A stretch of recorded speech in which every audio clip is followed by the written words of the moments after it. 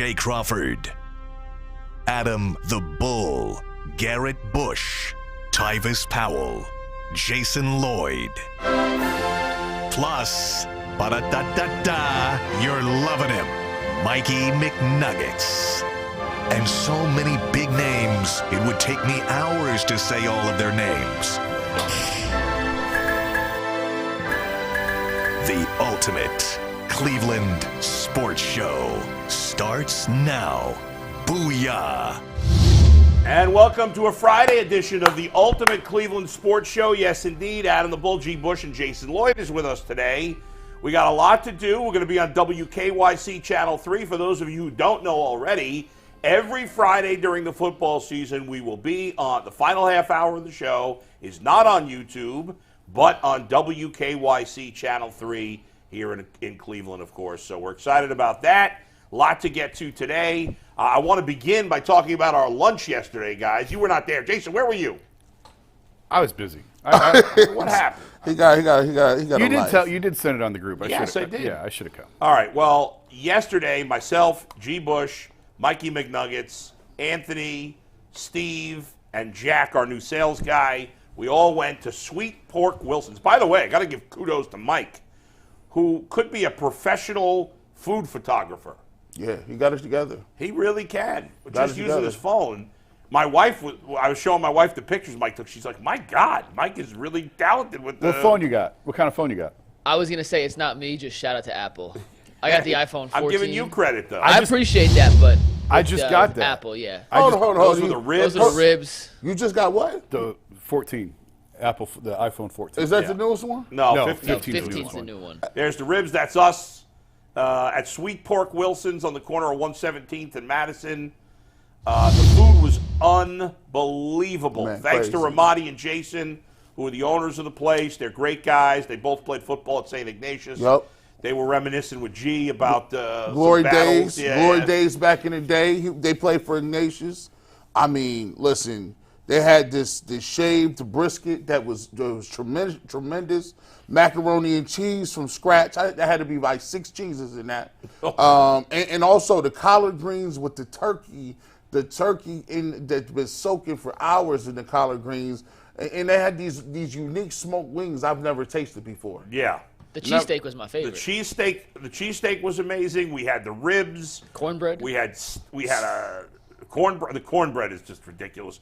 And then we had a ribeye steak there. They had we a smoked steak. Yeah. We feasted. And then I took more home for my wife and my son. So the guys took great care of us. Check we had them a out. great time.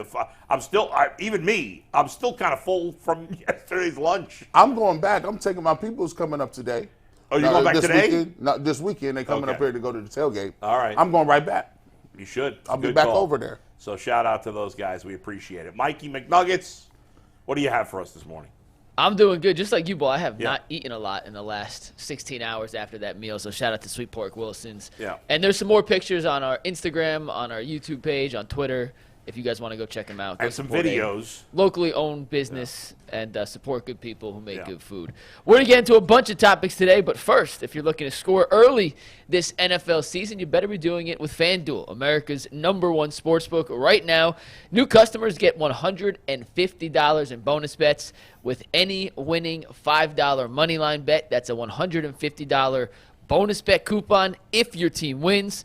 So if you've been thinking about joining FanDuel, there's no better time to get in on the action than right now. The app is so easy to use. There's a wide range of betting options, including spreads, player props, over-unders, and much, much more. So visit FanDuel.com/UCSS to kick off the NFL season. FanDuel, an official partner of the NFL, an official partner of the Ultimate Cleveland Sports Show. And last night, my guy, J-Dog182, won his first UCSS FanDuel parlay. He hates the fact the Steelers won, but he did win $84 on a $10 bet. He had the Steelers money line, under 36.5 points, and the Najee Harris touchdown. So shout out to B-Dog182 for that winning FanDuel ticket. And congratulations to him. The FanDuel latest point spread on the game is 8.5, guys. By the way, I tweeted last night that I hate the Steelers with every fiber of my being. They always find a way to win. I felt like the Titans. I'm like the whole game. Titans are going to win. Titans are going to win. Kenny Pickett does nothing the whole game. Every he had single. But he had the first drive and the last drive. Did nothing in between. And then when the Titans got that 4th down penalty on their last drive, I'm like, okay, they got a shot here. And I don't blame the kid. I thought the kid played pretty well, Will Levis. Yeah. He's looked good through 2 weeks. 2 weeks. Ryan Tannehill might have played his last game for the Titans. Yeah, I'd say so. But God, I hate the Steelers so much. I just hate their nasty. Everything playbook. about them. Their garbage little dink and dunk. Like, they don't be doing nothing. They get a couple sacks from Highsmith and T.J. Watt, and it's just they just go off of that stuff. I'm like, man, I can't stand I hate that T.J. game Watt. plan. I hate T.J. Watt. I hate the team. I hate everything about You it. can hate him, but you got to respect him. You do. And by the way, I think I'll put myself in there. I think I downplayed their talent coming into the season. They're a flawed team. I mean, they're like sure. any other team. Yeah. But they're more talented than I gave them credit for, especially on offense. I mean, the Johnson-Pickens combo is better than I thought. And it's just, I don't like their quarterback. I still don't like the quarterback. I still don't think Kenny Pickett's any good. But anyway, getting to the Browns. Now, I mentioned the spread is 8.5, guys. At this point, at 11:06 Friday morning, we are, 50 hours roughly till the start of the game? We don't know for sure who the quarterback is going to be for either team.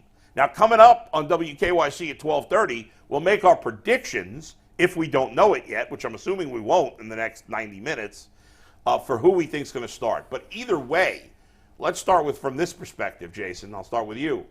Does it matter in this game who starts for the Browns at quarterback? Well, the Browns should win the game regardless of whether it's P.J. Walker or Deshaun. I personally think Deshaun should sit another week. You know, I don't see the need to bring him back at this point. P.J. Walker is not great. We've been over that time and again. He makes terrible decisions with the ball. The Cardinals, though, sort of waved the flag last week when they traded Josh Dobbs, and they basically pivoted for their season. And so I think the Cardinals they can bring pressure better than I think people realize. They can bring pressure on the quarterback. And so from that perspective, if it's PJ or Deshaun, is going to have to make good decisions with the ball. But the Browns should win this game regardless of who the quarterback is. You're at home.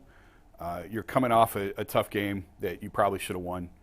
And so I just feel like being at home, the weather should not be a factor. They should win this game regardless of who the quarterback is. Jay, do you agree? You think it doesn't matter who plays quarterback for the Browns? They win either way? I think it matters a little bit. I think the game plan changes a little bit depending on who the quarterback is. For me, this game, I'm not going to say it's a trap game, but, I mean, the Cardinals can come out here and beat the Browns, especially if the Cleveland Browns don't play to their strengths and what they need to do. And like you said, when you got P.J. Walker playing and this guy's giving up turnovers and strip sacks and when you get, especially inside the red zone, like he has to understand situational football. Like, hey, I'm over the 30-yard line. We got 3 points. Let's not give it up here. I think the Browns are favored for a reason. I think they are at home. But it is a little bit of a idea that changes my perspective, because to me, this was a week that would have been a perfect week to go back to DTR. You could have had them ready. Maybe, they kind of spot shot on them a little bit. They showed them in the Seahawks game. I think it would have been a great opportunity to go back to them. Obviously, they think that P.J. Walker is a guy that gives them a better chance. I would disagree with that. But, if Deshaun Watson is playing, even if it's a bad Watson, even if it's a Watson that doesn't have a lot on it, at least from my perspective, Deshaun would not give the ball away in certain perspectives at certain times of the game like P.J. Walker would. But do I pick the Browns that they should win this game? They should win this game if they want to be a playoff team. You can't lose to the Cardinals after you throw away a game in Seattle and call yourself a playoff team. Yeah, I don't think it matters for this game,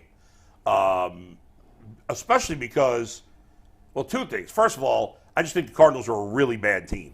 And so even with P.J. Walker, where, at quarterback, the Browns don't really have an edge. P.J. Walker is never going to have an edge over any other quarterback, even if that quarterback. Even a fifth-round rookie? Right. Making his first start? At worst, at best for the Browns, it's even, which in this case it probably is. So, but the rest of the roster, the Browns have a way better roster than Arizona. They're at home. It's a Western team traveling to the East Coast, not East Coast, but the Eastern time zone for a 1 o'clock game. That generally is an advantage for the Eastern team, especially against a bad team. So you either have a guy making his first NFL start or his first NFL start in a year, either way. So the Browns should win the game either way. But another part of this, guys, is I just don't have any faith that if Deshaun Watson plays, he's going to really play that well. Like I think even limited, I still think he's better than P.J. Walker, very limited. But very limited, as we saw him against Indy, I don't know how much better he is because I just don't have any faith that he's healthy or healthy enough to play at a winning level. Well, I think we've been fooled enough with this whole thing that until you see it, how can you? And that's sort of, goes back to why I'm a little surprised they didn't make a move last week. Forget the trade deadline. But when they didn't make a move for a quarterback last week, I kind of assumed, okay, well, then they're not going to pursue a quarterback. But I just don't know how you can have faith that Deshaun is going to be, number one, healthy, and two, healthy for the rest of the year. What evidence do you have of that? This is we've heard Bernie talk about how it's going to linger. This is, I don't see how you can have any faith that he's going to be back to 100% by the end of the year. I just don't think that's very realistic. No. So you're sort of operating without a net here. But going back to one thing that you said earlier, I do think we could see the DTR package sort of expanded in this.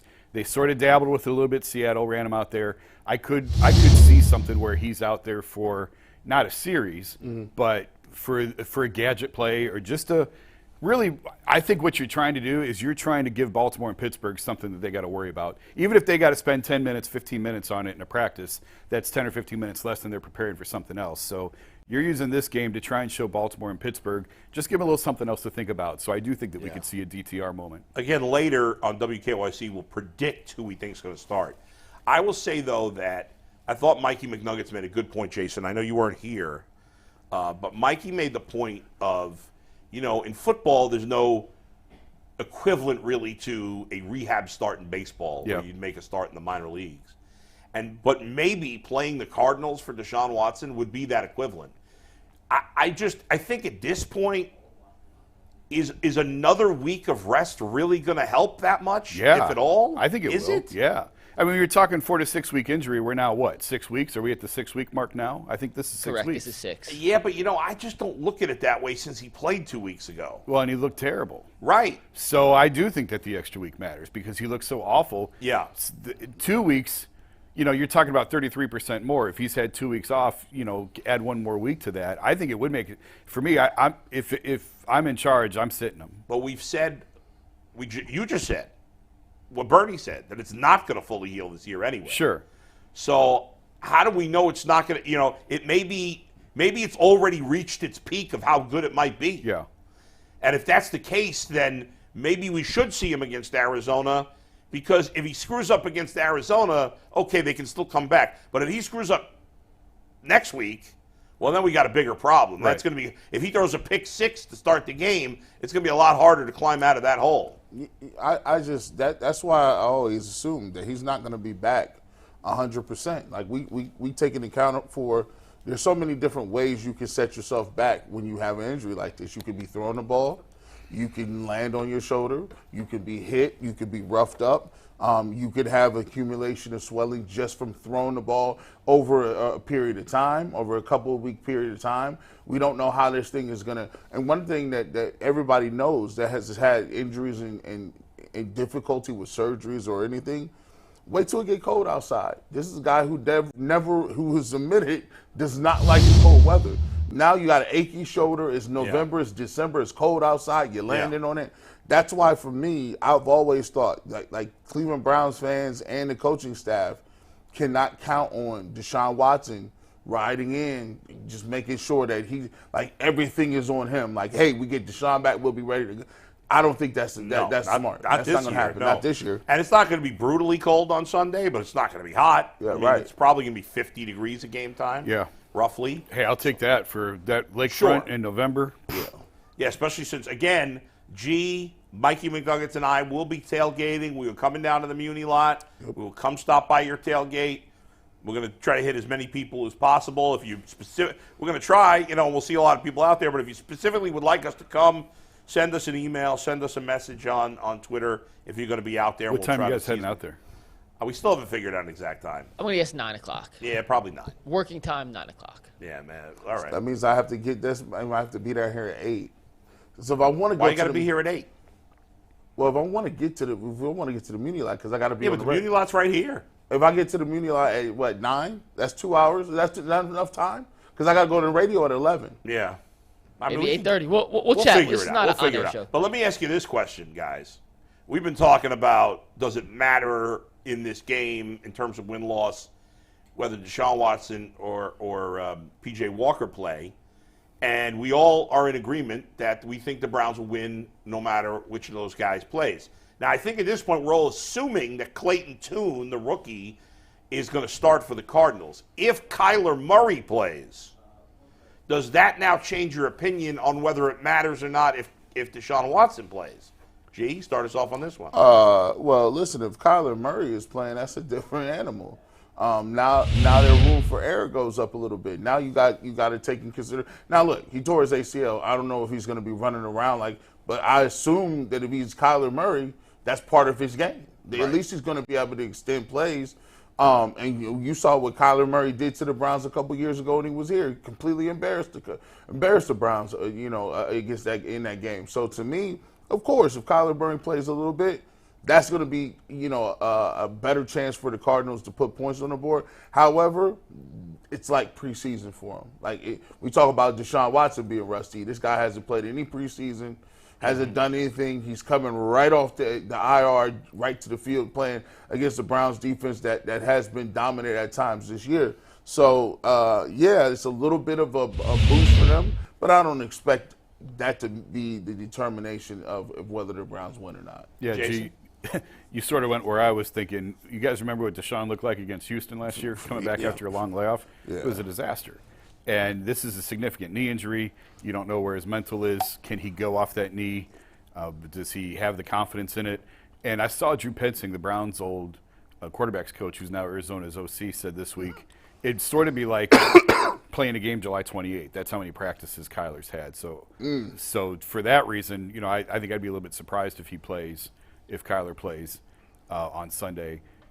He just hadn't had a lot of practice reps. So is he better than Clayton Tune? Yeah, okay, probably, sure. But I don't think it's a drastic difference at this point just because of how much time he's missed, the injuries coming off, and the fact that he really hasn't had a lot of practice reps yet. I think no matter what the quarterback combo is in this game, whatever it ends up being, I think the Browns are likely to win the game. I think we all agree there. However, I will say that with Kyler Murray, Kyler Murray's best is really good. Oh, yeah. His best is really good. Sure. And he, at times, I think people have kind of dismissed him as he's not a good quarterback. Now, he's played in a system, in my opinion, people have been critical of him, his lack of the whole thing with the contract last year. Is he working hard enough? Who knows? I don't know what the truth is there. I would say that he was playing for a terrible coach in Cliff Kingsbury, who never should have been an NFL coach in the first place. And Cliff Kingsbury just let him kind of do whatever he wanted and didn't have a system in place. Now they do. Whether he's ready to play in it or not, I have no idea. But Kyler Murray is still, you don't get drafted in the first round in 2 different sports if you're not a talented player. He's a talented player. He's way more talented than Clayton Tune, and he's way more talented than Josh Dobbs. So it is a wild card. Again, even if he starts, I still expect the Browns to win. I don't think the line's going to change much because he hasn't played in forever. Right. But would it stun me beyond belief if he started and played a good game? No. If you told me the Cardinals quarterback ended with 250 passing yards, I'm going to guess it's Kyler Murray that played and not Clayton Tune. Fair? I would agree with that. I would agree with from that. I mean, certainly the ceiling is higher with Kyler. Way higher, I just think, Browns fans more than anyone have seen what it looks like when you're coming back mid-season after a long layoff when everyone else is rolling and in rhythm, and you're starting from scratch. I mean, man, this is so crazy. I'm just sitting there thinking in my head, though, it would be kind of nice to see Deshaun Watson come out there, go through a whole game, get hit a couple times, get up, not be injured, throw for 225, 230, maybe a touchdown or two. Well, And then get ready, and then Yeah. I'd have some confidence going into that Baltimore game, saying, right, yes. "Okay, all right, we got something to think about." But I worry about him playing, just knocking off the rust, just going right back to Baltimore. It's a tough one. Mikey? Jason said Browns fans have experienced seeing a quarterback come off a long layoff and potentially being rusty. They also have experience this season of seeing a fifth-round pick come into a game where he didn't have a full week of reps leading into the game knowing he's the starter, which could be the case for Arizona with Clayton Tune this week, who was drafted one pick ahead of DTR. 139 was Tune, 140 was DTR. With what we saw from DTR in that Baltimore game, where he was thrown into the fire, not fair to judge him. Obviously, it was a catastrophic result. What would it say if Clayton Tune was able to come out under not apples to apples, but apples to oranges circumstances here and play well against the Browns defense? Would that be an indication or indictment on the Browns and their preparation, or would it be an anomaly? I mean, it's not completely apples to oranges situation. Clayton Tune, I mean, as far as we know, he doesn't know for sure he's starting this week. Maybe he does, and we don't know that, but we don't know for sure. He's never played, and in fact, he's going longer into the season without playing, so it's been longer since he's played in the game than DTR. Plus, the Browns had to face a tough defense in Baltimore. DTR had to face a tough defense in Baltimore. Clayton Tune has to face a tough defense in the Browns. DTR at least got to play at home. Wasn't that Ravens game at home? Yes. It was at home, Yes. correct. Or Clayton Tune's got to play on the road. And Clayton Tune's got way less talent on his team than DTR does. So if anything, this would be even a tougher spot, in my opinion, for Clayton Tune than it was for DTR. Yeah, we don't know how they're dividing the practice reps. I don't think. We don't. I haven't seen how Arizona's dividing the reps. That's where I think the Browns ran into trouble. They were trying to get two quarterbacks ready, and they had neither ready with Deshaun and DTR. The Baltimore week, that's when, I think I said on the show, Deshaun took all the run reps and DTR took all the pass reps. So when you try to get two ready, you don't get any. And I don't know how it's going in Arizona. I don't know if Kyler's splitting the starters reps with Clayton or if Clayton's getting all of them. But it does make a difference, especially in the situation you're talking about where you're a young guy trying to make your first start. Obviously, you want as many reps as possible to be ready to go. But at the same time, you're trying to gauge how far away the veteran is and how much more time he needs. So it's a tough spot for the Cardinals to be in. I mean, this is a job where when you come in and you look at Schwartz, and you look at this defensive line, and you say, look, we're not giving no rookie all this space. We're not giving him none of this. The same way they do us with our terrible little JV quarterbacks with DTR and PJ. They don't take no time to be coming after PJ Walker. They just, right now, 5-5, you want to go 5 wide, we'll bring 6 That's people. what the Steelers did against Will Levis yesterday. Look, when you get a rookie in there, you have to let him know, this is going to be a very long day, and this is what the NFL is about. We're going to bring heat and pressure, and you're going to have to figure out in like 2 seconds where to throw the football. We should be jumping routes. We should be getting sacks. We should bring the heat from beginning to end, and the goal is to embarrass him. That's not lighten up or let him get comfortable. You don't let rookies get comfortable. Coming up on the WKYC portion of the show today, folks, Mikey McNuggets, who is I took away his S. Mikey McNuggets, who is great with his Friday, 5-pack. Is it a 5-pack, a 6-pack? I can't remember what it is now. 5 stats you need to know. 5 stats you need to know that he does a really good job with every Friday. There is one of those that we're going to talk about on WKYC that is mind-blowing when it comes to rookie quarterbacks against Jim Schwartz. Very interesting stat. That's coming up a little bit later. We actually have a little bit of breaking news real quick. We do. This is Browns related, but not quarterback related. Oh. Kade York is a New York Giant. The Giants have signed Kade York off the Titans practice squad after Graham Gano had his season cut short due to a knee injury. And if Kade York thought the Cleveland media was tough, is he in for a surprise when he misses a kick Well, they in New just York signed City? a veteran kicker yesterday. That's weird. Randy Bullock, who's going to be on the practice squad. The Giants are signing York to the active roster. Oh. So I York guess- is expected to be the Giants' starting kicker this weekend. Wow. Why would they bother bringing Randy Bullock, a veteran, to the practice squad? Maybe they're going to compete this week and they'll change their mind. Who knows? But all right, we'll see if Kade York gets a chance with the Giants. Good Get him luck in up New out of York. here. Good luck in New York. He's done. Dunsky. I actually love the Giants this week. They're my best bet. Love the Giants. Who they playing? They're playing the Bears. No, they play the Raiders. I'm sorry, the Raiders. They're a 2.5-point dog. That is a horrible game. But I don't understand why the Giants are an underdog in that game. Because they suck. But the Raiders suck worse. No, every you time sure you about fire that? your coach, you get a I'm bump. totally. You get the. You get the coach fired bump. Come on. that doesn't always happen. And Antonio Pierce, who's the Raiders' interim coach, was the Giants' middle linebacker when they won the Super Bowl a couple years ago. I know that. But Daniel Jones is coming back. Listen, I know he played terribly early in the season, and I'm not a big Daniel Jones fan. He's a solid NFL quarterback who just played poorly earlier in the year, and there were circumstances that contributed to that. He is a solid NFL quarterback. To say anything, I believe that. Are we sure about that? Well, I feel like he's solid, not spectacular. He's okay. Way He's overpaid. They're starting Aiden O'Connell, the Raiders. I don't know. I love the Giants this week. What kind of bump do you get when you fire the GM, the head coach, and the OC? Oh, listen, that's a touchdown. That's a And you Super bench Mario your- and you Brothers. bench the Then you get quarterback. spit power, you get fireballs, and you get the star, and a raccoon and you go to the tail. rookie quarterback. Yeah. Well, we got Tim setting up here, so let me Yeah. do a FanDuel. We'll bring Tim here in one Okay. sec. But we actually had the wrong ticket pulled up last time, so we're going to give this Oh. guy another shout-out again Bad job, because FanDuel. we love our FanDuel customers and anyone who bets with us using FanDuel. So if you're looking to score early this NFL season with FanDuel, you better do it now because FanDuel is unquestionably America's #1 sportsbook. Right now, new customers get $150 in bonus bets with any winning $5 moneyline bet. That's $150 if your team wins. So if you've been thinking about joining FanDuel, there's no better time to get in on the action than right now. The app is so easy to use. There's a wide range of betting options, including spreads, player props, over-unders, and much, much more.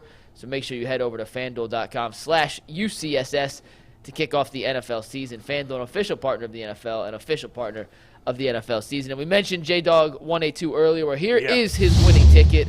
Like I said, he had the Steelers money line, a Najee Harris anytime touchdown, and under 36.5 points. The game ended at 36 points. So by the slimmest of margins, he turned Nice, $10 into J-Dog. $88. So shout out to J-Dog for winning money. You could be our featured FanDuel ticket of the day if you send it to us on Twitter. That's painful to have to bet on the Steelers. It is. And he even said he wishes the Steelers would lose, but if they're going to win, it's nice to make some money off it, and it's hard to disagree. So with that, let's welcome in our QB1.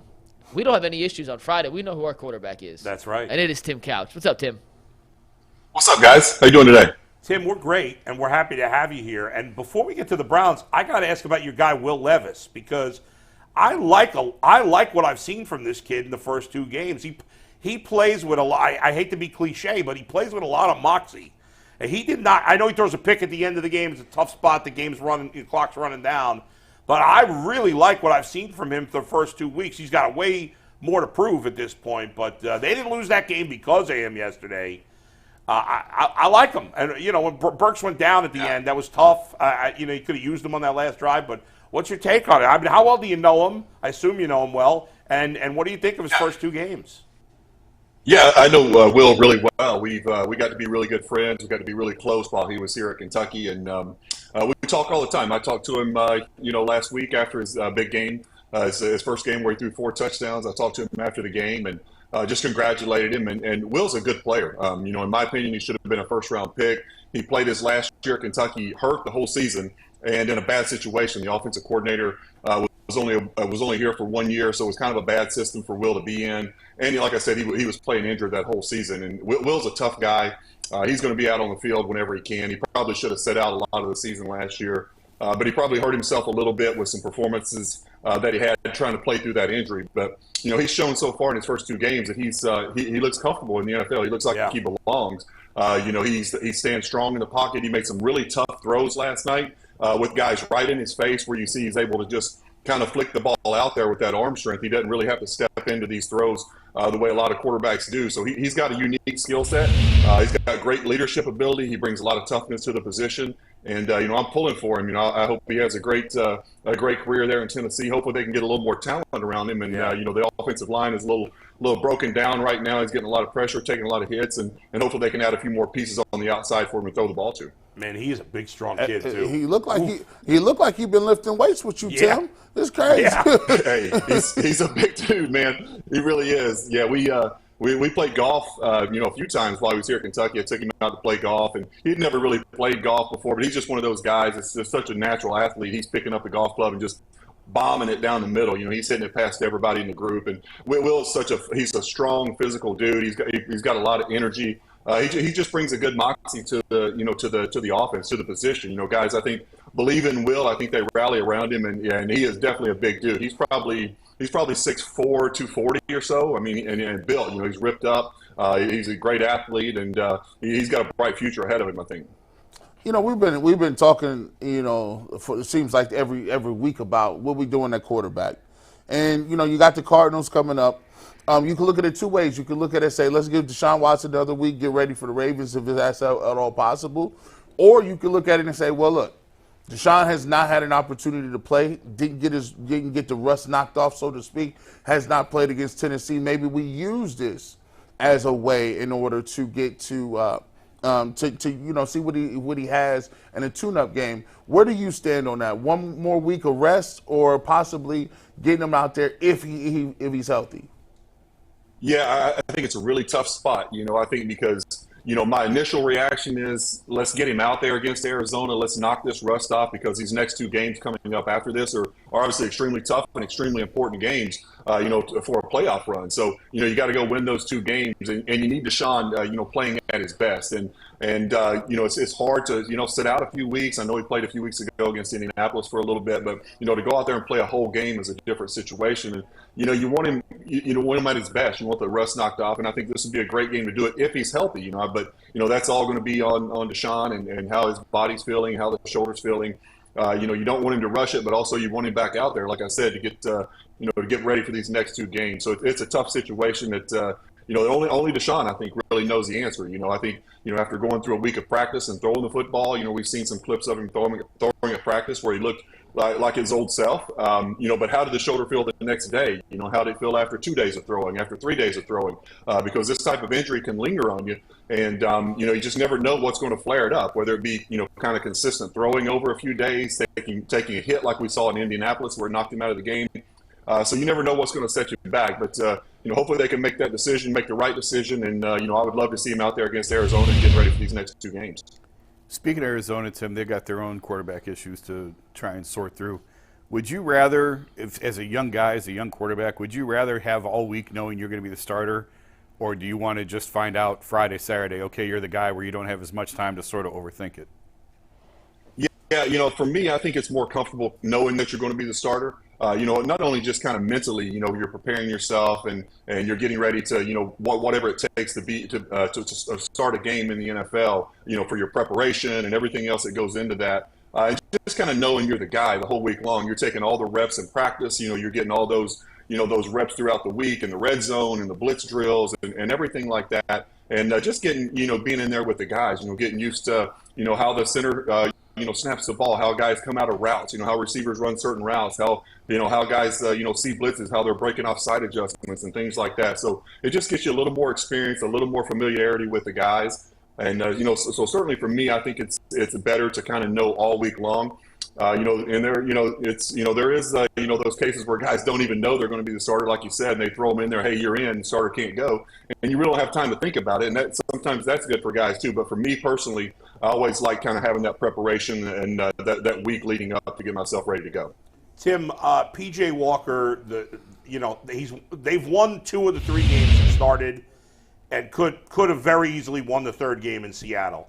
But the turnovers are a massive problem right now. 1 touchdown and 6 turnovers in 3 games. When you're a quarterback who hasn't played a lot, is there anything the coaching staff can do to help you try to avoid those mistakes? Or in the end, you're on the field, you're your own man, there's nothing they can do. Can the organization help? Yeah, I think it's a little bit of both. Ultimately it comes down to the player. You're the one out there making that final decision. You got the ball in your hand. You decide when and where to throw it. So it comes down to the quarterback. You can teach a guy all week long. You try to put him in the best situations. where, hey, let's don't force this, and it's situational football. It really is. And I think that comes with experience. You have to understand where you are on the field, what point of the game you're in, the down and distance, everything that factors into that as a veteran quarterback. When a play call comes into your helmet, you factor all those things in almost immediately. Okay, I got 3rd and 6. It's second quarter. I don't have to really force anything right here. If it's not there, I can either throw it away. A sack is not a bad play. And I think you just have to kind of, learn that as a young player that you don't have to force the issue all the time. For PJ, he's got a great defense. He's got the best defense in the league backing him up. So a punt sometimes is not a bad thing at all. Go ahead and punt it. Don't put your defense in a bad situation with a turnover on a short field. So those are things you just have to learn, and hopefully we can see him start to make some better decisions and taking care of the football a little better the more experience that he gets. Tim, I can't understand this for the life of me. Maybe I'm just a washed-up fat boy defensive lineman that ate myself out of defensive end. Now I'm a tackle or a stand-up 3 technique. Why is it that we go 5 wide, right? And 5 wide takes a lot of execution. Like you got to read blitzes and you identify who's coming. Maybe if you have a problem, you got a one-on-one with Jed Wills or a tackle outside. And on top of that, you got to read the defense and do it all in like under 2 seconds and then throw it to the right person. It just seems like sometimes when we go 5 wide with P.J. Walker or some of our younger quarterbacks, there seems to be some holding on to the ball and predetermining of throws. How difficult is it to really get into the gun in 5 wide, because you was doing it since you was in middle school, and diagnose what they're doing and run that, just run it up to a high standard? Yeah, I think that's a great point. For some quarterbacks, it creates a really clear picture.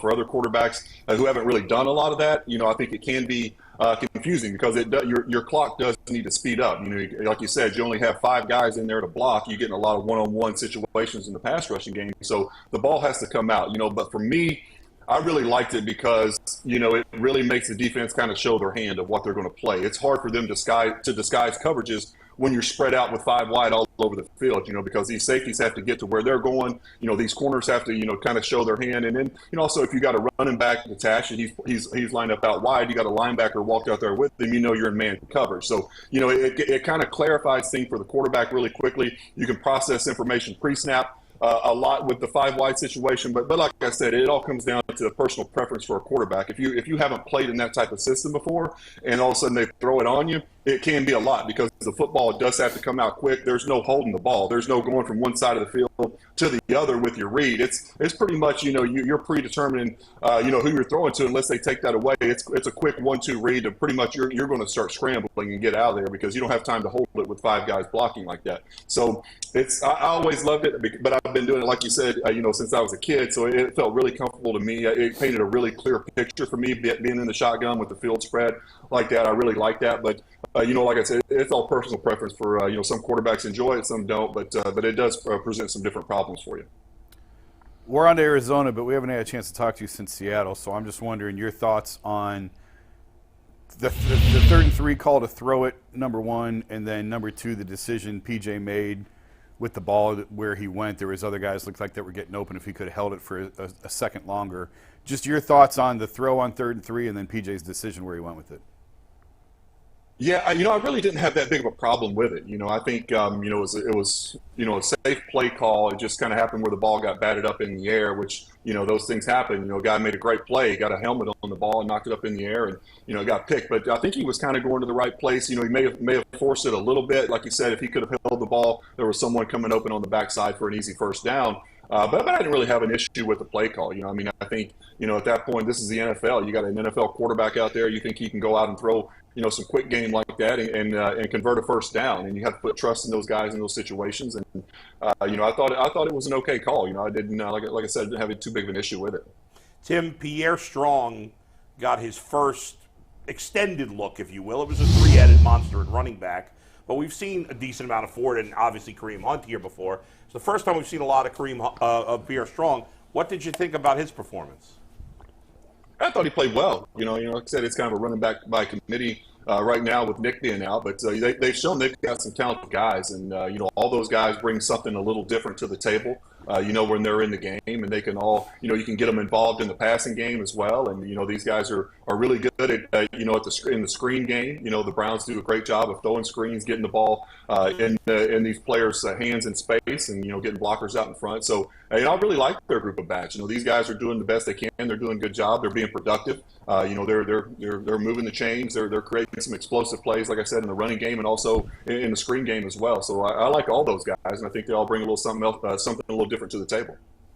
Man, I'm going to steal this. I brought this up yesterday, and since you're the resident quarterback here on the Ultimate Cleveland Sports Show, I was talking about it. My man Quincy Carrier came up with this thought process. He said, look, it's kind of difficult to put, Deshaun Watson on the field when you don't know whether or not he's going to be able to throw the ball with adrenaline in game time throws. And he came up with something I thought was very interesting. He said, what if you, before the game, put Deshaun Watson in shoulder pads, like all the equipment, and put him through a pro day? Like where he goes out and they hit him with the brooms and he goes out and throws the intermediate and the deep routes and all the other stuff, and they simulate the pressure, making sure the ball is wet or whatever the case may be. And then if he could go through a pro day and be able to put his jersey back on, then he can throw the football. I thought that was kind of interesting. Is that feasible? Is that too much throwing if in a pro day circumstance that could aggravate it? Or how well could you gauge from that process that he was ready to throw the football, comparing the two, because you've been through both of them? Yeah, I think it'd be a good test. I don't know, exactly what all they could do, kind of pregame, but I think, there's probably ways, throughout the week in practice to, simulate those things, to kind of speed up the process a little bit, because I think you made a great point. It's those adrenaline throws, in a game that you just can't really, you don't get throughout the week in practice. Obviously, you're trying to go full speed, but, you're not live as a quarterback in practice. You're not going to take a hit. So, when the blitz is coming and you got to stand in the pocket, you're about to take a big hit, and you got to throw a 16-yard in route over the middle to convert a big first down late in the game. Those are different type of throws. And, your body speeds up, your heart rate goes up, you're putting a lot more velocity and torque on the throw, trying to zip it in there between defenders. So those are really throws that you can only simulate when a game is in game action, live action, when somebody's bearing down about to hit you. So I don't really know exactly how you could kind of simulate that in a pro day situation or a practice situation. I think it's more just those put him out there and see see if he can do it in a game. And I think really only Deshaun knows that. He's played this game for a long time. He's played at a high level. He knows how he feels, and if he's capable of making those throws. If he can step it up from kind of practice speed to that game speed. And I think only Deshaun can really answer that question. Tim, whose call is this on Sunday on whether Deshaun plays? We may have asked you this in the past, but if Deshaun says I'm good, does he go? And how much does ownership play a role in these types of decisions? Because I don't think that gets talked about enough. I know ownership was part of the reason Baker kept running out there last year, because they needed to make a decision on him in terms of a long-term contract. But in a situation like this where the contract is settled, who has final say on whether Deshaun plays, and how does this work? I would think it would come down, to the doctors and the coaching staff, and the communication there along with Deshaun. If the doctors have said, I think which they have said that he's cleared to play in their book, then it comes down to really Deshaun. I think that it's ultimately his decision. He's the one that's going to go out there and take those hits and make those type of throws that he has to make to win football games, and only he knows if he can do that. He's the one that that feels that pain, and if he doesn't feel like himself, then he needs to relay that to the coaches, because this is we've talked about it. This is going to be one of those injuries that kind of linger for Deshaun all year long, and it's just how you manage that. You're trying to get him through this season. You got some very tough games, some very important games coming up. So we need him out on the field, and so it's ultimately up to Deshaun. I think they all, as a group, they have to all be on the same page, communicating. This is how I feel. Well, this is how the medical results look, and then in the coaching staff, or can we count on to make it through an entire game, or is this going to be a situation where he's one hit away? Not even a devastating hit, a big hit, just a normal tackle where he lands on his shoulder and he's out of the game. Which makes it tough for a coaching staff to prepare all week to get a guy ready to go. So, I think it's just it takes a lot of communication, but I think ultimately in the end, at this point where he's kind of been cleared medically, I think it's all up to Deshaun and how he feels personally. Tim, last thing, next week, your former teammate Kelly Holcomb will be on the show for the first time. Do you have a question that you feel we need to ask Kelly Holcomb? Man, I wasn't ready for that question. That's a good one. Yeah, I can. See if we could ask him if he knows he can dye his hair. He's full gray right now, so tell him you guys can get him maybe a hair dye sponsorship or something like that for coming on the show. I am 100% going to ask him that now. And there you go. Thanks, Tim. We'll talk to you next week. Have a great weekend. Thanks, all right, Tim. Appreciate it, guys. Have a good weekend. Thanks. There you go. Tim Couch. Man, and that's sponsored by Just for Men. Yeah, right. You know what I'm saying? Get you that Just for Men out there. Listen, bro. Yeah, y'all be. Yeah, see, Boo, you kind of great. How old is you? 52. Dang, bro. See, people be thinking I'm still like in my 30s. I'm like, no. Yeah. I got the gray. You got the gray, bro. I got the salt and pepper beard. Yeah, I was going to say, you're salt and pepper. I'm salt and pepper. I mean, I got good hair coverage for 52. Yeah, you do. I got good hair for 52. All right, I got the beard and the hair now are kind of at equal length at this point. I even cleaned up the beard a little bit for TV. I seen it. Trimmed a little here, trimmed a little. We appreciate it. And, Bull, speaking of TV, we got to remind everybody one more time that from 12:30 to 1 is 30 minutes of brand new, never-before-seen Browns Cardinals preview content, including a little Jim Schwartz nugget that is definitely worth talking about that could be a factor later today. That's coming up about 12:42 today on the WKYC TV show. If you're not in Cleveland, you can watch on the WKYC mobile app or the WKYC Plus smartphone app. But from 12:30 to 1, 30 minutes of brand new content, including the Browns Cardinals preview, headline predictions, and much, much more. Guys, something that is quietly snuck up on us here. Thanksgiving? Well, that too. Yeah. Thanksgiving is right around the corner, right? We're 3 weeks away. Prime rib, baby. Prime rib, that's right. Mike's coming to my house all for Thanksgiving. Right. We have prime rib, not turkey on Thanksgiving. But what snuck up on us here is the Browns' defense has stunningly been awful in the first quarter. This is a shocking statistic here. The Browns are giving up 7.4 points per game in the fourth quarter. That is first quarter. In the first quarter, sorry.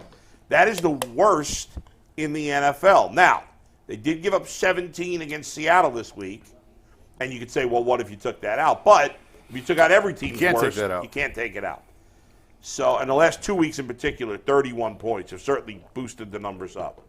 But what do we make of this, guys? Is this coincidence? Is it an anomaly? What is it? Is there something about this? Because from the second quarter on, they've overall played great defense. But in the first quarter, they've not played well. What do you make of it, Jason? The part that I think is concerning is that the last 2 weeks they've given up, 31 points? 31 points. That's concerning. That's it's terrible. It's the most recent. Yeah. But if you look at the part that's a little weird with this is if you look at their sort of advanced metrics, the defensive EPA, expected points allowed, they're still among the leaders for first quarter. Yeah. They're up there with the 49ers and some of the other elite defenses that you would think. But then on the point side, they're at the bottom. So that part doesn't. How do we explain? Have you done the? Maybe one of us needs to do this research. When the analytics say, "Hey, you're still one of the best," but the points that's what say, matters. You stink, and that is what matters ultimately. What accounts for that? I think that they're giving up sixes instead of threes. When you're giving up touchdowns and the other team's giving up field goals, that's how that can happen. Where your EPA may be high, but your actual is terrible. And right there is four touchdowns in the first quarter of the last 2 weeks.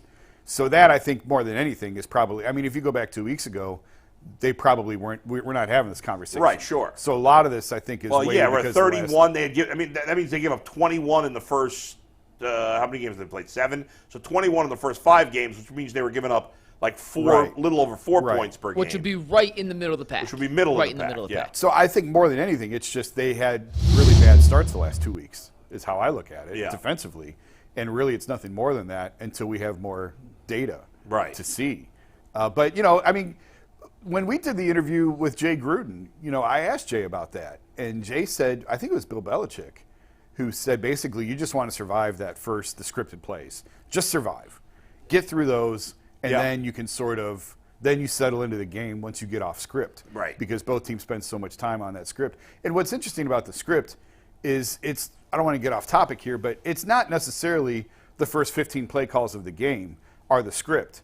if you get a penalty on the kickoff and you're backed up to the goal line, you're Right, it's not gonna running the change. Sure. script. Yeah. So it may take you a long time to get through those scripted plays. It's not necessarily just, well, Right. Or this you is go what we three- worked on for Right. first down. That's what we're going to call, even though we're backed up on our own goal Right, line. or you have a turnover, or Right. you go 3 and out in the first. So it's not yeah. necessarily that you call the first 15 plays are your script. Right. But I think with the Browns defensively, a lot of that might be what Jay was talking about. Just survive that, just get through that, see what the other team's doing, and then go adjust from there. accordingly. Yeah. G, are you concerned? Man, basically when you're on defense, you're just guessing. Like, you're just doing educated guessing. Like, okay, what do we think they're going to come out in, right? And, when Jason talks about the scripted plays, people's just making up new plays. So you're going to see in the first quarter, all new plays. Just like anything you watched on film, you're not getting those plays. These are all, hey, this is what the Cleveland Browns just did last week. These are the plays we think we can catch them and get some points, right? And so a lot of times where you want to make your money at is if you say, okay, we can hold them to 3, maybe they get off schedule or get off track with the simple fact that they have, they got the ball first and maybe they get a holding penalty. You get a holding penalty on a big play on a drive, now you're first to 20, and now, once again, they're off schedule. So now you get an opportunity to stymie them a little bit.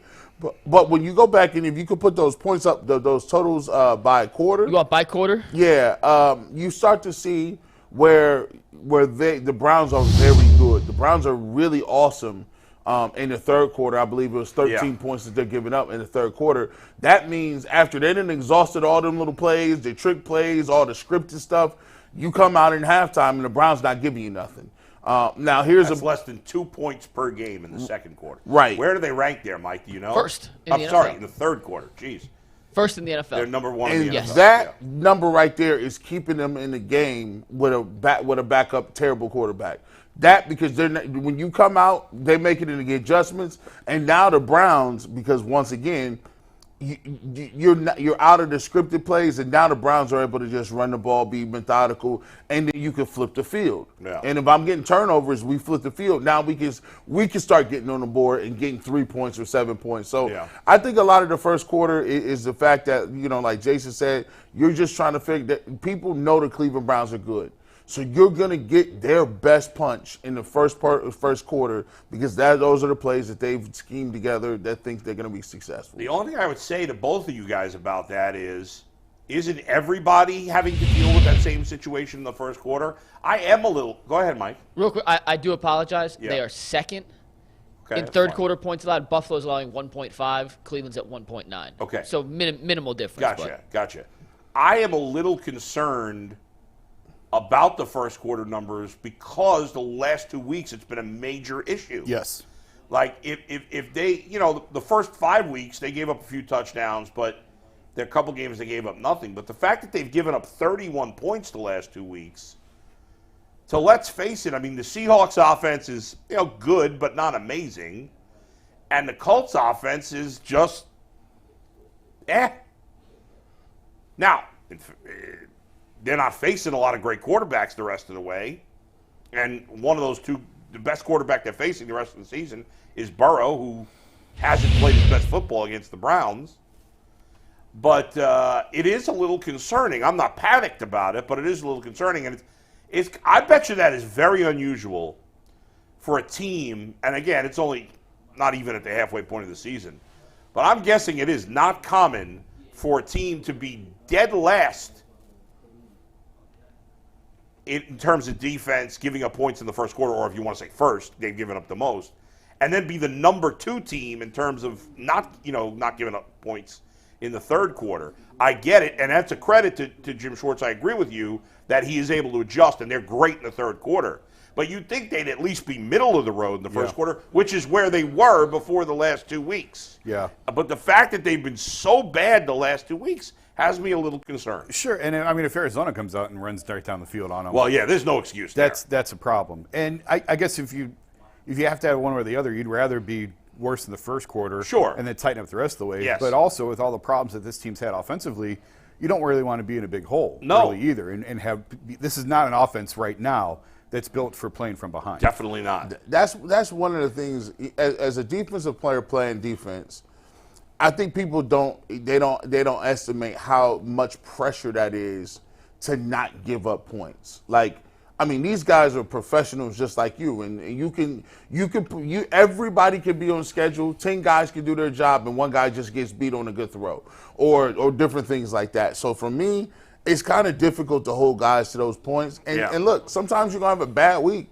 You have a bad week, you miss an assignment, things like that happen. Yeah. But since your offense is so much, below what your defensive standards are, you kind of have to, the defense has to play at a certain level every week to give themselves a chance to win. We kind of have some sort of breaking news here, guys. It's not necessarily news yet, but it's definitely worth discussing in terms of these tweets. And we got all three. We got Zach, Mary Kay, and Tom Withers. So if you let me read them to you, Bo, real quick, we'll take them on screen. Okay. And we can discuss this real quick before we get into the 5 stats you need to know. But Zach Jackson of The Athletic tweeted, Deshaun Watson was first in every line. The start of practice looked just like it did 2 Fridays ago when he played against Indy. Otherwise, there's no real tell on the status or that he's ready to play well. Game statuses will come in an hour or so. Then Mary Kay at the same time tweeted, Deshaun Watson took all the first-team reps in part of the open media portion of practice Friday. Certainly looks like he's starting Sunday versus the Cardinals. And Tom Withers, who also is at practice, tweeted, Deshaun Watson took all the reps while we were out there. It looks like he'll start, but nothing official yet. Guys, we could have an announcement. I disagree with this. Sometime in the next hour. I think this is a bad move. I think they need to set him another week. You can win this game without him, and we've seen nothing to this point to indicate that he's healthy and ready to go. I think you should sit another week and bring him back against Baltimore. I say if he goes out there and he looks bad, or he has a setback, I think you can't do this no more. You just have to go. You have to put him on IR. I want to agree with you. I mean, I do agree with you, but I don't think they're going to. There's nothing in this recent track record that makes me think that even if he plays this week, and he has a setback, and it goes badly, that they're going to put him on IR. And I think they will keep doing this each week.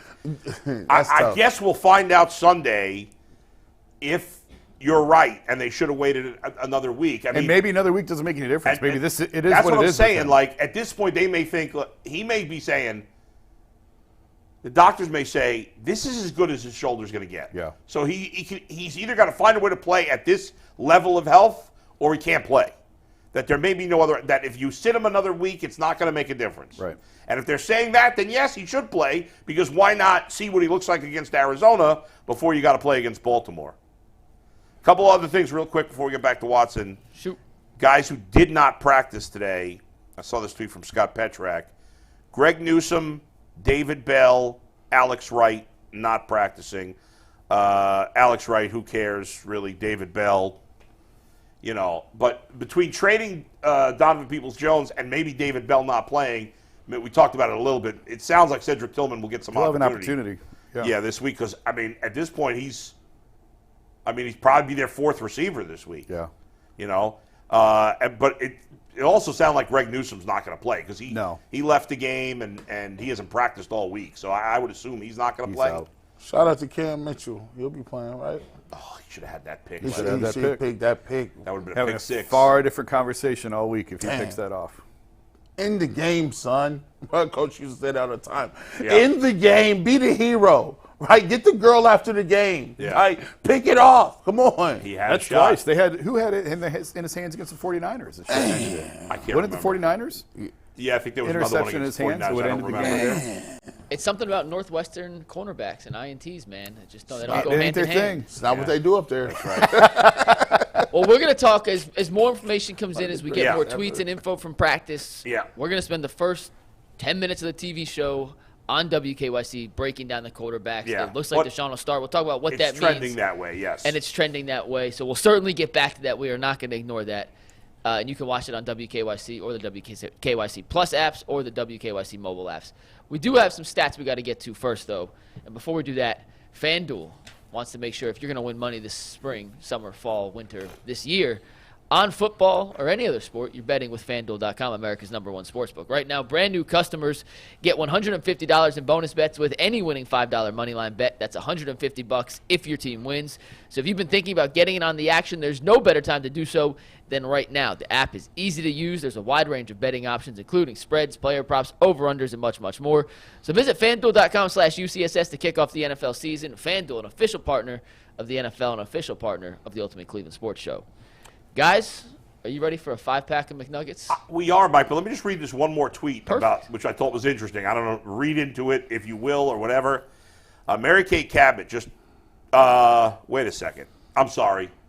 This is a tweet from yesterday that Dorian Thompson-Robinson was taking the second team throws. But somebody just retweeted it on my timeline. I didn't realize it was from yesterday, but that was interesting. Go ahead. Sorry.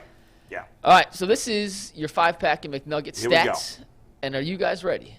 We How about are. some elite screen game numbers from this Kevin Stefanski offense? Against Seattle, the Browns attempted 5 screen passes. They went 5 for 5 for 105 yards, including a 41-yard pickup by Pierre Strong. David Njoku's touchdown was not technically charted as a screen pass. It was a fake screen, kind of slipped to the middle. But their previous success on that drive, where they had run 2 screen plays in a row before that touchdown, completely fooled the defense and allowed the middle of the field to be wide open for Njoku to score that touchdown. So that wasn't technically charted as a screen, but you could add another 20 yards and a touchdown, which would give them 6 for 6, 127 yards and a touchdown in the screen game. They threw receiver screens. They threw running back screens. They threw a flea flicker tight end screen. And they threw a regular tight end screen. 4 different screens on 6 attempts. Bottom line, without real playmakers in this offense, Stefanski has to get creative, get guys open in space, and the screen game for the last 3 weeks has been their most effective and important way of doing that. Guys, we have, for years, I know I've complained, really, and again, you and I have been the 2 biggest Stefanski supporters in this town, Jason. But my biggest complaint with Stefanski over the years has been that he doesn't use the screen game enough. I always found that frustrating. And he, all of a sudden, as Mike says, he's been using it a lot more, and they've used it effectively. I love it, and I hope we will continue to see more of it. Well, when your quarterback throws interceptions every time he goes down the field, the only thing you can do is turn around and dump it up to the screen. Screen game, I mean, look. Yeah, his screen game is a necessity. It's a necessity. He's not doing that to diversify his playbook. He's like, man, we can't throw the ball more than 15 yards down the field, bro. Let's just get the screen game I would going. take 15. Lord. 15 would be a win. My goodness. But here's the thing. My frustrating part is we have not seen the screen game or the RPO game with Deshaun Watson. The screen game is only for DTR and PJ Walker. When Deshaun gets in there, all that disappears for some reason. Well, it may not now because he throws the football like it's a medicine ball. There it is. So the screen game may be back this week. So you weren't impressed with that zip you seen on it at practice? What are we talking about? I was like, This is unbelievable. What is that zip at? What are you talking about, bro? These are moon balls. Looks like a hot air balloon floating up there. What? I had to bust Hayden Grove's. I like Hayden a lot. I do don't know what he too. was talking about. Zip Hayden. I mean, come on now. I didn't see. First of all, how can you really tell on a video? It's where you got a radar gun on your phone. Will Levis was zip. Yeah, Will Levis was throwing sidearms all the way from pass on the far hash, all the way out of bounds with a sidearm pass. That's zip. Right now, would you take Will Levis or Kenny Pickett? Real quick. Shut up. Come on, man. Give me Will It's Levis, not even bro. close. He's only played Levis. 2 games though. I've seen enough from Pickett to know he's not it. Yeah, with a Pickett with the He's glove. not him. He's not him. Fact. He's good in the fourth quarter, though. He's good in the fourth quarter. What I see last? I was like dozing off. In the He's end got of the game. second most I know what you're going to say. fourth quarter comebacks. 7, I think Now was it's the 8 number. because he won last I thought night. I was dreaming when I woke up and saw Now that. remember, a lot of the good quarterbacks don't have to come back in the fourth quarter. But I give him his kudos on that. I still think Who's a better fourth quarter comeback quarterback? Kenny Pickett or Pat Mahomes? Who would you rather have? Pat Mahomes. Well, it's funny, real quick before we get to the next stat, we talked about Kevin Stefanski's struggles when they're down in the fourth quarter. Yeah. And then we realized everyone in the league, besides Patrick Mahomes, has a terrible record. Yeah. Well, now it's Patrick Mahomes and the Steelers. Kenny Pickett has single-handedly brought the Steelers into plus 500 in that category. Let's not get single-handedly. So wait, He is a different quarterback in the fourth quarter than he is in the first three. It makes no sense. does Pickett get credit for the win on the Browns game when it's a strip sack fumble defensive touchdown? Yeah. Does Not that necessarily, count? That gotta but go. technically, the Steelers are the only other team in the league plus 500 now, going back to 2020. Yeah. When they enter the fourth quarter trailing by 3. So frustrating. If the Browns, think about this. If the Browns just don't give up the ball more than everybody in the league, they're like 6-1. That's why I'm fine with 4-3 because you could easily make a case for 2-5. You could just as easily make a case for 6-1. Yeah. So 4-3 is probably about what they should be. Yeah, because well, you can make the argument for the turnovers. You could say, how are they 4-3 with the worst quarterback play in That's the league? right. So go ahead, Mike. Next stat. G. Bush, this stat is for you. Oh. I needed something that was going to make G. Bush happy. And G. Bush, this stat, I spent a lot of time finding it. Okay. This is for you. The Browns rank 30th in the NFL in EPA per dropback on empty sets, which is terrible. They also run the second most empty sets in the NFL. So they run a ton of empty, and they are god-awful at it. The reason they continue to run it with P.J. Walker is it is Deshaun Watson's favorite formation to use. In 19 and 20, he led the NFL in quarterback EPA out of empty formation. So it is a staple of the Deshaun Watson playbook. It is certainly not a staple of the P.J. Walker playbook. But Kevin Stefanski keep dialing up those plays, and without Deshaun Watson in there, and even with Deshaun this season, I'm just going to say this nicely, they have not worked. I mean, here's the thing. Like, in 19 and 20, Deshaun Watson, go back and watch those empty plays. Deshaun Watson was not getting back to his third step and getting rid of the ball. He was running around playing playground football. Like, he was making guys miss, guys slip, DeAndre Hopkins a miss. You have guys leaking down the field, and he was just running around in on that turf and looking more athletic than everybody. Fast forward, 2019, y'all got to understand that. Somebody was a freshman in either high school or college. They are now in grad school. 2019, and it's 2023. They are now entering grad school. That was a long time ago. So, yeah, you might have liked 5 wide then, but right now, the 5 wide that we running has Harrison Bryant, David Njoku, and Jerome Ford split out wide with Amari Cooper and Elijah Moore. That's not the same playbook. Yeah, that's a fair criticism of Stefanski. If it's why are you doing it more than anybody else, Jason, if you're the worst in the league at it? What are you looking at me for? I'm not calling the plays. All right, fair. But, I thought Tim had an interesting answer to it. Tim liked it because he said, you make the defense show its hand. You can't really disguise anything. It is what it is. So that part, I guess, is I like that too. But I mean, we're about halfway through the season now. Doesn't that even, especially for P.J. Walker, I mean, that's even more of an indictment.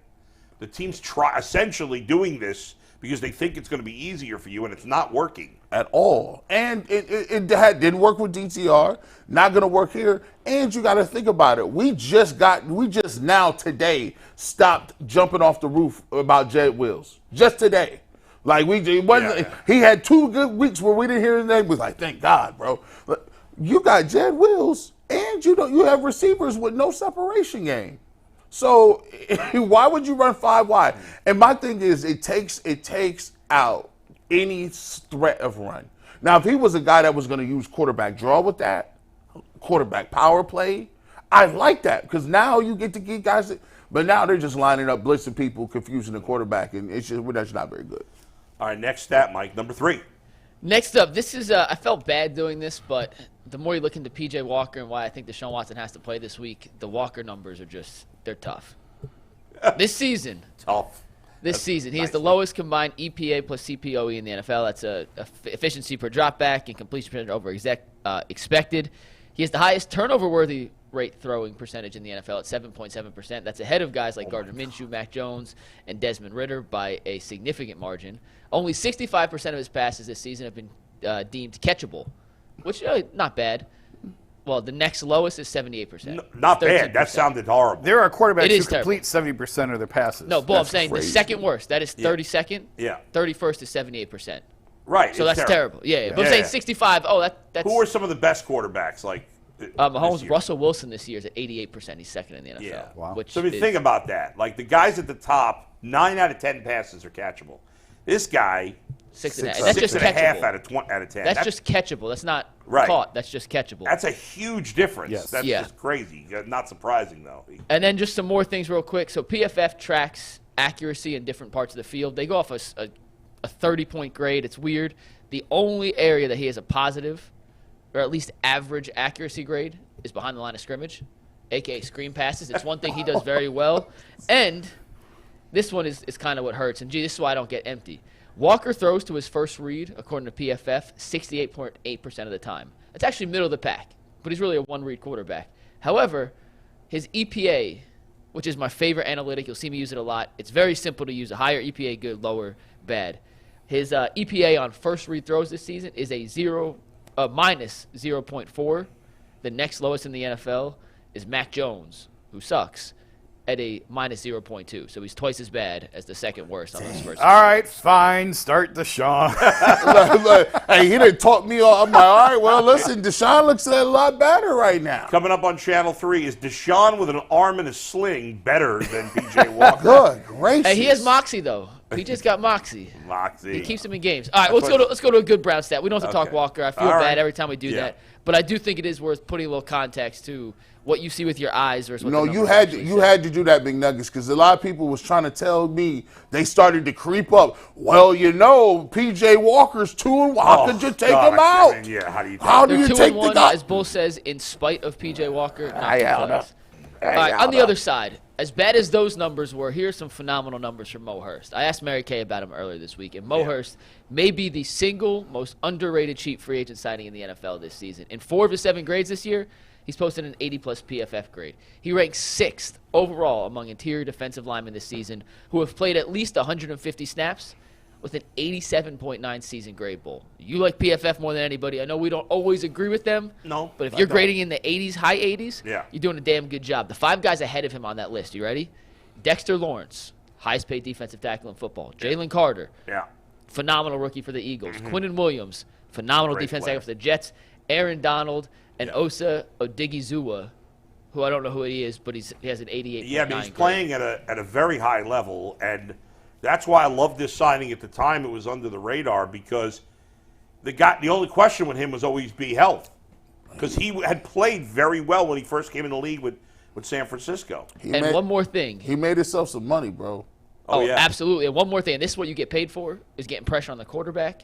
He has 92 pass rush attempts this season from an interior defensive position stance. He has 10 pressures. That's a 10.9 pressure rate.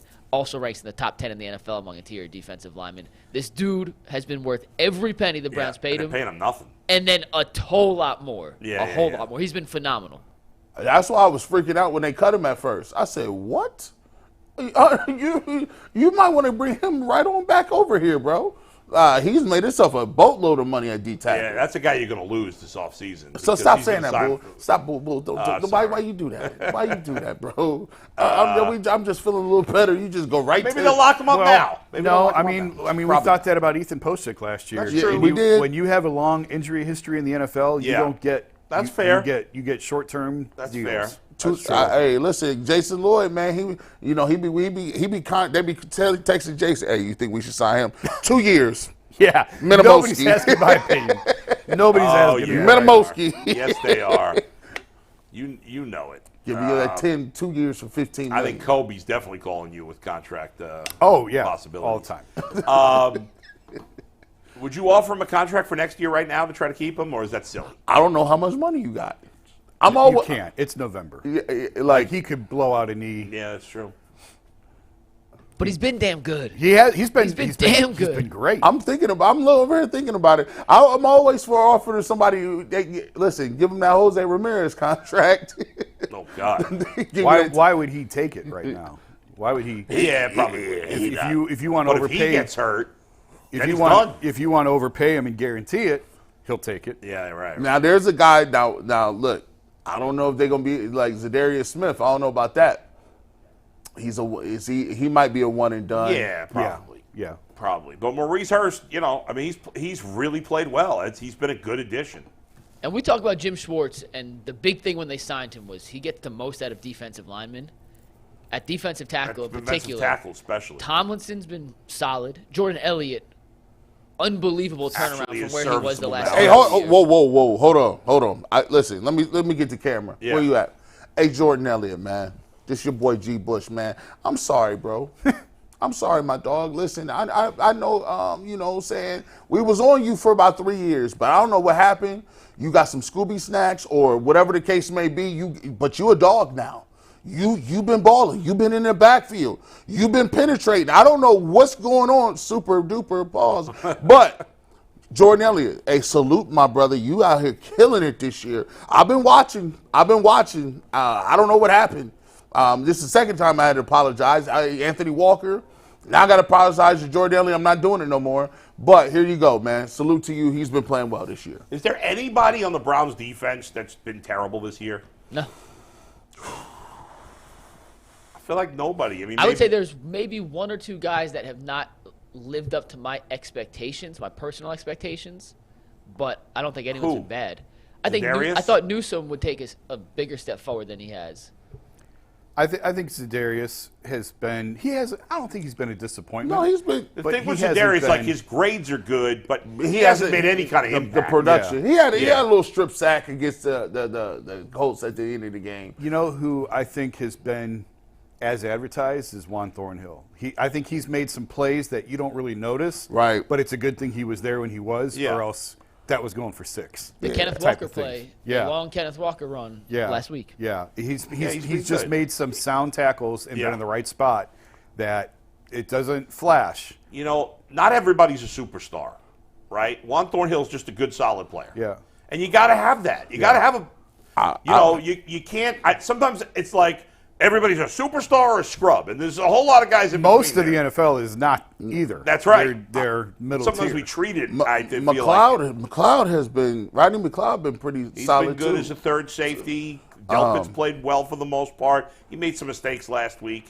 JOK, I think JOK's is mostly played well. The linebackers have been pretty solid overall. They're getting good production from everywhere, and I think that's, you talk about the big problem the Browns have had in the past is they haven't had a bunch of you'd have a couple of star players and then you'd have a lot of bad players in the lineup. And the Browns, at least on defense, they've got a lot of good, solid players. They don't have a ton of stars. We know what Myles Garrett is. Denzel Ward is a great player. Emerson seems to be emerging into that type of player. Yep. But the rest of their guys on defense, they're not stars, but they're a bunch of really good, solid players. Yeah. And I think Thornhill's been an upgrade over JJ3. Oh, big time. Yeah. And go back. How many times did I say it last year? We talked about it all year. If you fix the defensive tackle issue, you go a long way toward fixing a lot of the rest of the problems that they had defensively last year, and that's happened. They've certainly addressed the DT issue, and they fixed it. And now you've had a little bit better health with guys staying healthy at the linebacker spot.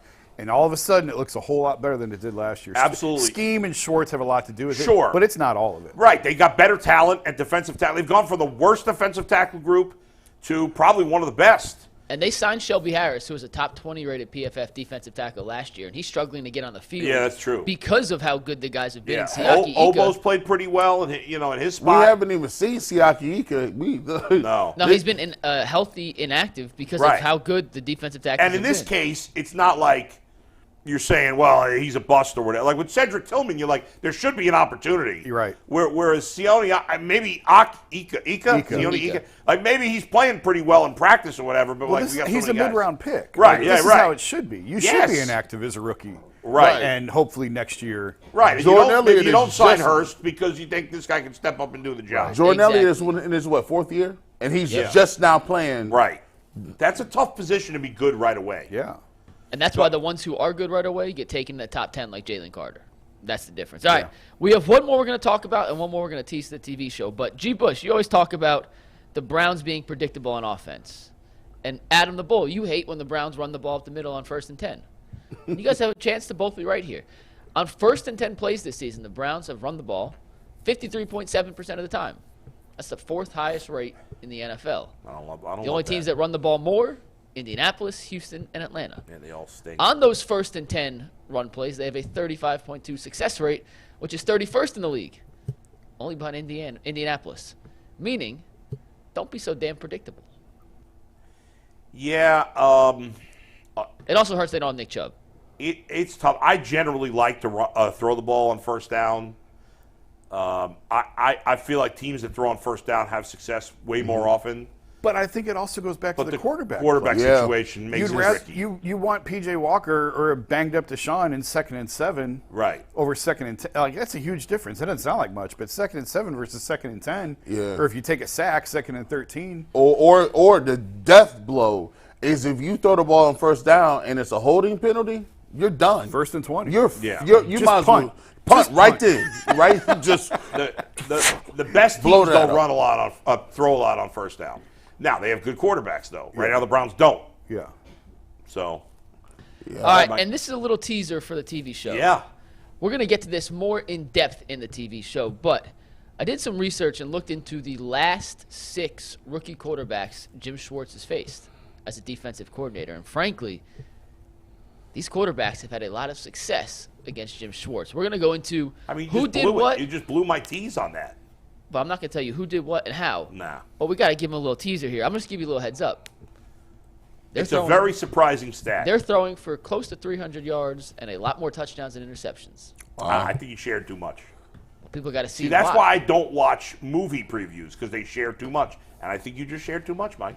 Well, I think people are going to be piqued to find out if it's an anomaly, if it's an issue, or just a discussion worth having. And you got to find that out at about 12:42 on WKYC. Yeah, remember, as always, on Fridays, we are on WKYC Channel 3. So if you watch us on YouTube, we're only going to be on YouTube for about another 7 minutes here. And then we will, of course, move to WKYC, which you can watch. You can watch on Channel 3. Here locally, you can watch on the WKYC app as well. If you don't have access to WKYC for whatever reason, you can't watch it, and you only watch on YouTube, the final half hour of the show that's on WKYC will be available tomorrow, but you want to watch it now. So move over with us to Channel 3. We hope to see you all there. Mike? I got one more FanDuel read. We got some super chats, and we are going to talk a little quarterbacks here before we move over to TV. But FanDuel is America's #1 sportsbook. It is unquestioned, undoubted, and 100% true. Right now, new customers get $150 on bonus bets with any winning $5 moneyline bet. That's $150 if your team wins. It could be any money line, anywhere. $150 in bonus bets if your money line bet wins. So if you've been thinking about joining FanDuel, there's no better time to get in on the action than right now. The app is easy to use. You can bet on spreads, player props, over-unders, and much, much more. So visit FanDuel.com/UCSS to kick off the NFL season. FanDuel, an official partner of the NFL and an official partner of the Ultimate Cleveland Sports Show. We just have 2 super chats today, which means we'll have a few minutes here at the end to discuss a little bit of the Deshaun Watson news we have. But the first one comes from Jordan Wanner, and he says, I think starting Deshaun, if he's close, is a good idea. Short drops, quick throws, lots of ground game. Let's get him tuned up for the next couple of weeks when we have 2 AFC North opponents coming. And then Mac Dog says, the season is undecided, all hands on deck in the QB room. Let's put the best guy out there on Sunday. And as it appears from people who were at practice today, Deshaun Watson, barring a setback, looks, and nothing's been announced yet, but looks like he'll be the Brown starter against Arizona. Do we do the anniversaries before we talk a little more? Oh, we do have anniversaries. I apologize, and that's a very, very Let me important explain thing. what's going on again for those who may not have been with us the last couple of days. Where were you? You should have been with us. What are you doing? On October 31st of 2022, we started our memberships, right? The show started May 9th of 22. The membership tiers started on October 31st, Halloween of 2022. We have been recognizing this week all the people that joined us as members that are celebrating their first anniversary, starting with October 31st, and we're continuing today, thanking people for taking it up a notch with your loyalty to the show by becoming a member. And here's the list of members that signed on in this day. What is this, November 2nd? 3rd? I can't remember what day. 3rd. I was asking Steve a question. What did you say? November 3rd. November Right? 3rd. Today's November 3rd. Correct. And we have our people that are celebrating their 1-year anniversary as members on November 3rd. We do. Jason Cromley, thanks to him. Dalton Noland, Martin Broussard, or Bossard. That sounds like a hockey player, right? Martin Bossard. Solomon Rogers, the Guardian, and Brady B. Thanks to all of you for becoming members of the show. We really appreciate you, and we appreciate and acknowledge your anniversary, your first anniversary as members of the Ultimate Cleveland Sports Show. Mikey just mentioned it there, guys. Those who are at Browns practice right now, we've heard from Mary Kay, we've heard from Zach Jackson, Tom Withers, and others. It does appear that we're trending towards, much like we were 2 weeks ago, the game ended well, but it didn't end well for Watson personally. We seem to be trending in the same direction that Deshaun Watson, is probably going to start. That's how it feels right now. Yeah, it looks like he wants to get out there. It's always mixed feelings a little bit, right? And I think this was one of the reasons why the Cleveland Browns did not go out and make a move, and get another quarterback, because they thought that he was a little bit ready. And obviously we thought that might have been down the line, maybe next week or the week after that. But trade deadline passes earlier this week. Guess what? Deshaun Watson is back on the field, and we'll see if he's able to go. For me, what you really want to see is you just want to see him be able to make it through this game with no setbacks. That's all you should be worried about. Like, right? You don't need any bumps, bruises, setbacks. Jason, hopefully he can make it through, and you can start putting together some games together. Hopefully that's the thing. I don't know if you're as optimistic about that as other people are, though. No, I'm not, and they better be right in terms of not going out and getting another quarterback at the trade deadline. And I get it. Like, if they think Deshaun is going to be ready this week or even next week, it makes sense on the surface. But what evidence do we have to this point that he can get healthy and stay healthy for the rest of the season? Very, very little. Not much. No. So it's a risk. If Deshaun has to leave the game again, it's a disaster. Yeah. If Deshaun has to leave the game again, I'm once again going to say, well, it's too late for a trade. Go sign Carson Wentz. I don't want Carson Wentz, but I'd take Carson Wentz with splinters in his ass for 2 months over P.J. Walker. Yeah, I mean, at that point, you owe it to your team. Yeah, you can't keep doing this. To know who's going to play and who's going to start. Put them on 4-game IR, go get a guy off the street or whatever, get DTR ready to play. But I'll admit, there's a part of me that's like, okay, there's a little more excitement for the game with Deshaun Watson playing. It is. Oh, I'm looking forward to it now. Will he be facing Kyler Murray? We're going to talk about that on WKYC. Join us there, coming up in a couple of minutes.